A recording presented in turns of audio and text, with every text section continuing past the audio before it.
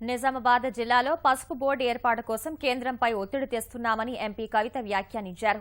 ఈ మేరకు రాజకీయంగా చేయాల్సిన అన్ని పనులను త్వరితగతిన చేస్తున్నామని అన్నారు. త్వరలో వరంగల్ పార్లమెంట్ స్థానానికి జరగనున్న ఉప ఎన్నికలో తెరాసకు తిరుగులేదని ఆమె ధీమా వ్యక్తం చేశారు. కాంగ్రెస్ నాయకులు ఓటమిని జీర్ణించుకోలేక ఏవేవో మాట్లాడుతున్నారని, వాటిని ప్రజలు మర్చిపోరని అన్నారు. పార్లమెంటు వేదికగా పసుపు రైతుల సమస్యలను ఎన్నోసార్లు నేను ప్రస్తావించడం జరిగింది. సంవత్సర కాలం నుంచి అడుగుతున్నా కూడా కేంద్ర ప్రభుత్వం నుంచి ఎటువంటి స్పందన లేకపోవడంతో ఖచ్చితంగా ఒక రాజకీయపరమైనటువంటి ఒత్తిడి వారి మీద తీసుకురావాలనేటటువంటి ఉద్దేశంతో నేను మా నిజామాబాద్ జిల్లాకు సంబంధించినటువంటి శాసనసభ్యులం అందరం కూడా కలిసి మహారాష్ట్ర ముఖ్యమంత్రి గారిని కలవడం జరిగింది. మరి వాళ్ళ మహారాష్ట్ర ముఖ్యమంత్రి గారి దగ్గర నుండి మహారాష్ట్ర ముఖ్యమంత్రి గారు ప్రధానమంత్రి నరేంద్ర మోడీ గారికి ఉత్తరం రాయడం జరిగింది.